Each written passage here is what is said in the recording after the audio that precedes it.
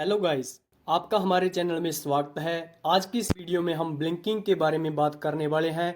अगर आप भी यूट्यूब या फेसबुक के ऊपर वीडियो बनाकर डालते हो और लाइटिंग के लिए अपने घरों में यूज़ होने वाले एलईडी बल्ब्स या एलईडी ट्यूबलाइट्स का यूज़ करते हो और आपको भी सेम प्रॉब्लम को फेस करना पड़ता है, तो ये वीडियो देखने के बाद आपको कभी भी इस प्रॉब्लम को फेस नहीं करना पड़ेगा, क्योंकि इसमें हमने सभी सॉल्यूशंस दिए हैं कि कैसे हम इसको दूर कर सकते हैं, क्या रीज़न है इस ब्लिंकिंग का और कौन सा कंपोनेंट हम यूज़ करें जिसकी वजह से इस प्रॉब्लम को हम दूर कर सकें। सभी क्वेश्चंस के आपको आंसर इस वीडियो में मिलने वाले हैं। अगर आप ये वीडियो को पूरा देखते हो, आपको कभी भी रिंग लाइट का यूज़ नहीं करना पड़ेगा। आप 80 या 100 रुपये का एक एलईडी बल्ब का यूज़ करके अपनी वीडियो में अच्छा इफेक्ट ला सकते हो। तो जो भी चैनल पे नए हैं तो प्लीज़ चैनल को सब्सक्राइब कर लें और नोटिफिकेशन की बेल को भी प्रेस कर दें। तो चलिए करते हैं शुरुआत। जो ये ब्लिंकिंग आती है वीडियो बनाते समय, उसका रीज़न क्या है? उसका रीज़न है आपके घरों में आने वाली एसी सप्लाई जो 240 वोल्ट आती है। उसमें जो फ्रिक्वेंसी होती है 50 हर्ट्स होती है, और जिसकी वजह से जो लैंप हैं वो ब्लिंक करते रहते हैं। ये 50 हर्ट्स का क्या मतलब है? जो एसी सप्लाई होती है उसकी जो वेव बनती है वो साइन वेव होती है। साइन वेव होती है, इसका मतलब होता है 1 सेकंड में जो 50 साइकिल बनाती है, 50 साइकिल बनाती है 1 सेकंड में। मतलब ये 50 बार पॉजिटिव होती है। पॉजिटिव कैसे होती है? जहाँ पर ये जो वेव है वो ऊपर जाती है, उसके बाद फिर जीरो हो जाती है, फिर नेगेटिव होती है जहाँ पर आती है, और उसके बाद फिर ये जीरो हो जाती है। उसके बाद ये पॉजिटिव, फिर नेगेटिव, पॉजिटिव नेगेटिव, ऐसे चलती रहती है। जो 1 सेकंड में 50 बार तो ऊपर जाती है, पॉजिटिव होती है, 50 बार नेगेटिव हो जाती है, नीचे आ जाती है। जिसकी वजह से हमारे जो लैंप हैं वो ऐसे ऐसे करके ब्लिंक करते रहते हैं। इसका सल्यूशन क्या है? कैसे हम जो ब्लिंकिंग है उसको ख़त्म कर सकते हैं? जो हमारी एसी सप्लाई होती है उसको अगर हम डीसी में कन्वर्ट कर लें, क्योंकि डीसी की जो फ्रिक्वेंसी होती है, डीसी सप्लाई की फ्रिक्वेंसी है जो वो 0 हर्ट्स होती है। फ्रिक्वेंसी है जो वो 0 हर्ट्स होती है, जिसकी वजह से जो हमारी ब्लिंकिंग है वो बिल्कुल ख़त्म हो जाती है। इसकी जो वेव होती है वो स्ट्रेट लाइन होती है, जो हमेशा अगर पॉजिटिव है तो पॉजिटिव ही रहती है। ये कभी जीरो नहीं होती और ना ही ये नेगेटिव होती है। जहाँ पर नेगेटिव होता है, जो इस लाइन के नीचे होता है वो नेगेटिव होती है, लेकिन ये स्ट्रेट लाइन ही होती है जो प्योर डीसी होती है। इसमें हम रेक्टिफायर का यूज़ करेंगे, जिसमें 4 डायोड और एक कैपेसिटर का यूज़ करेंगे।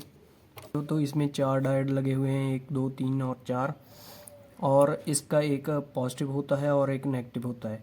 जिस तरफ जे वाली लाइन लगी हुई है, मैं आपको ड्रा करके भी दिखाता हूँ कि ऐसे इसमें जो जे डायोड हैं वो बने हुए हैं। एक साइड ऐसे लाइन लगी हुई है जिसका मतलब है पॉजिटिव, और इधरली साइड नेगेटिव। जिस तरफ कोई भी लाइन नहीं लगी हुई वो नेगेटिव है। अगर इसका काम होता है, अगर हम नेगेटिव वाली साइड नेगेटिव दें तो ये करंट को पास करने देता है। अगर हम नेगेटिव वाली साइड पॉजिटिव सप्लाई दे दें तो ये पास नहीं करेगा, वहीं पर ही ब्लॉक कर देगा करंट को। तो इसका हम रेक्टिफायर बनाएंगे। ये हमारे पास तो एक बना हुआ है, हम इसका यूज़ करेंगे, लेकिन हम आपको समझा देते हैं कि रेक्टिफायर कैसे बनता है। तो इसमें हम ब्रिज रेक्टिफायर बनाकर एसी सप्लाई को डीसी सप्लाई में कन्वर्ट करेंगे। जहाँ पर जे वाला सिंबल है जो वो डायोड का है, एक तरफ जिस तरफ लाइन लगी हुई है जहाँ पर वो तो पॉजिटिव होता है, और जिस तरफ कोई भी लाइन नहीं होती डायोड के ऊपर वो नेगेटिव होता है। लेकिन इसके सिंबल में जिस तरफ लाइन होती है जे वाली, वो नेगेटिव होता है और दूसरी तरफ पॉजिटिव होता है। इसमें क्या ध्यान रखना होता है? जो एसी सप्लाई है कभी पॉजिटिव और कभी नेगेटिव होती है, जैसे कि हमने ग्राफ में समझा था। तो जो 2 डायोड हैं उसकी एक डायोड की पॉजिटिव साइड है जो उसका टर्मिनल, और दूसरे डायोड की नेगेटिव वाली साइड, दोनों आपस में कनेक्ट कर देनी है। यहाँ पर डायोड जो हैं वो कनेक्ट किए गए हैं। ये जो आप सेंटर वाले दोनों देख रहे हो, इस तरफ जो एसी सप्लाई है वो जुड़ेगी, और इसकी एक तरफ तो ये जो सेंटर वाले दोनों हैं, एक पॉजिटिव है और दूसरा नेगेटिव जुड़ा हुआ है। वैसे ही जहाँ पर हमने डायग्राम में भी जोड़ा है, पॉजिटिव और नेगेटिव को एसी सप्लाई दे दी, ठीक है। और जो दूसरे डायोड हैं उनको भी वैसे ही जोड़ना है।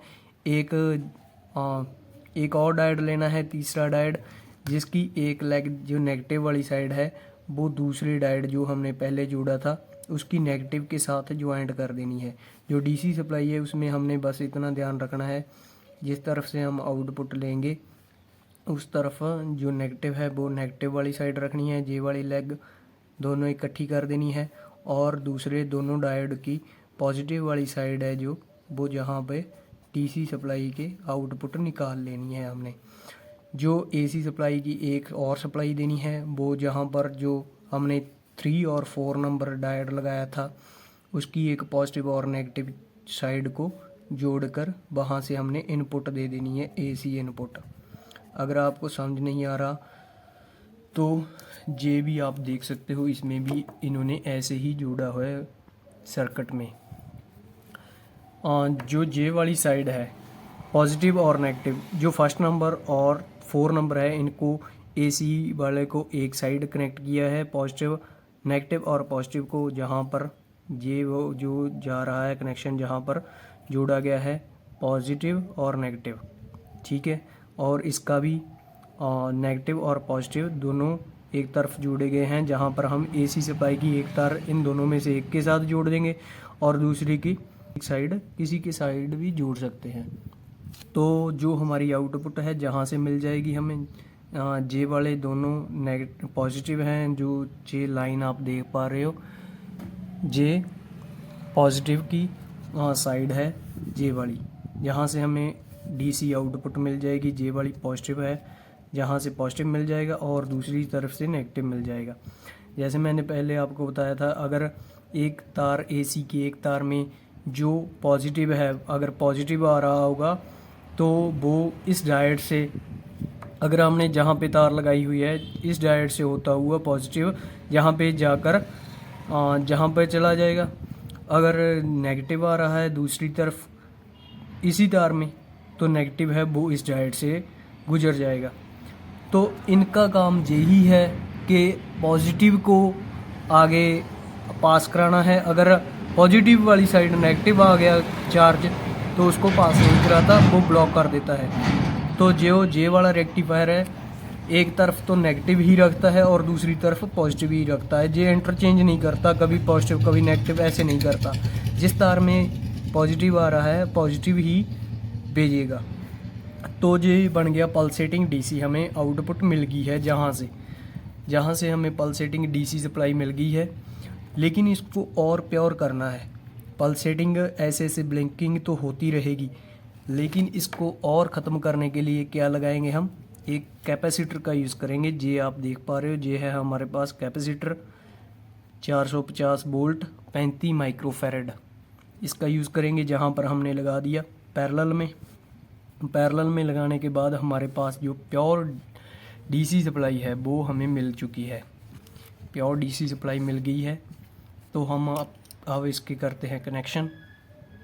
तो सबसे पहले हम एसी सप्लाई की इनपुट जोड़ते हैं। इनपुट जैसे कि मैंने पहले बताया था कि इस साइड जोड़नी है जिसके साथ एक पॉजिटिव और एक नेगेटिव जुड़ा हुआ है। ये आप देख सकते हो, ये है पॉजिटिव और ये है नेगेटिव। तो जहाँ पर हम एक तार को जोड़ देंगे जहाँ पर एक साइड, और इन दोनों में से बीच वालों में से इसकी एक के साथ दूसरी तार को जोड़ देंगे यहाँ पर। चाहे तो आप इधर जोड़ सकते हो या इधर जोड़ सकते हो। अगर हम जहाँ पे जोड़ेंगे तो जहाँ से कनेक्ट ना हो जाए इसीलिए हम दूसरी साइड जोड़ देते हैं, इस तरफ जोड़ देते हैं, क्योंकि ये दोनों एक के साथ ही कनेक्ट हैं ऊपर से। आप फेज़ और न्यूट्रल कहीं से भी जोड़ सकते हो इसके साथ, क्योंकि इसने तो खुद ब खुद इसको चेंज कर लेना है, पॉजिटिव में कन्वर्ट कर लेना है एक को, दूसरे को नेगेटिव में कन्वर्ट कर लेना है। तो एक तार तो हमारी जुड़ गई है और दूसरी एसी सप्लाई की इनपुट हम जोड़ने वाले हैं। दोनों तारों को हमने जोड़ दिया है। अगर हम जहाँ पे इसको एसी सप्लाई की इनपुट देकर चेक करेंगे तो फिर भी ये ब्लिंक करता रहेगा जहाँ पर अगर हम बल्ब लगाएंगे, क्योंकि ये पल्सेटिंग डीसी आ रही है, अभी प्योर डीसी नहीं बनी। प्योर डीसी बनाने के लिए हम कैपेसिटर का यूज़ करेंगे। ये है 35 जो माइक्रोफेरेड है उसका है, और 450 वोल्ट इसकी वोल्टेज रेटिंग है। तो इसको हमने कहाँ जोड़ना है, इसको जोड़ना है डीसी वाली साइड, जहाँ पर ये जो सिंबल बना हुआ है ये कैपेसिटर का सिंबल है। इस तरफ जिस तरफ लाइंस लगी हुई हैं वो है नेगेटिव और दूसरी तरफ पॉजिटिव है। तो हमने इसको ऐसे कनेक्ट कर लेना है। इसके ऊपर भी सिंबल बना हुआ है नेगेटिव का, तो उसको इस सर्किट में हम कनेक्ट कर लेते हैं। के साथ हमने कनेक्ट कर लेना है। आप वीडियो को पॉज करके भी देख सकते हो जब हम इसको करते हैं सोल्डरिंग।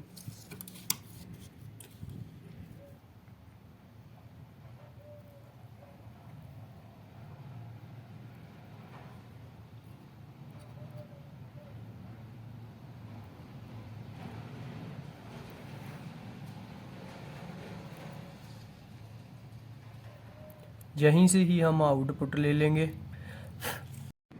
जी आप देख सकते हो हमारा जो कनेक्शन है वो हो चुका है कैपेसिटर का। तो जो इसकी लेग्स ज़्यादा बड़ी हुई हैं इसको हम काट देते हैं प्लायर की मदद से।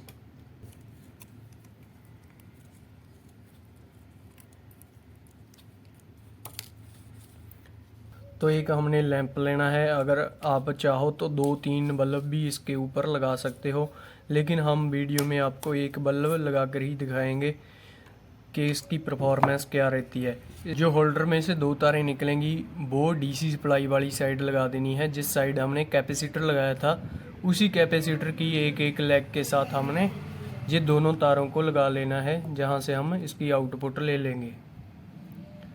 ये बिल्कुल प्योर डीसी सप्लाई मिलेगी अब हमें। तो दोनों होल्डर की तारों को हमने इस कैपेसिटर की किसी भी तार के साथ अपने कनेक्ट कर देना है। एक तो हमने कर दी पॉजिटिव के साथ और दूसरी कर देते हैं हम नेगेटिव वाली साइड। अगर आपको वीडियो अच्छी लग रही है तो प्लीज़ लाइक का बटन ज़रूर दबा दें। अगर आपका कोई भी सवाल हो तो कमेंट सेक्शन में ज़रूर क्वेश्चन कर सकते हो आप।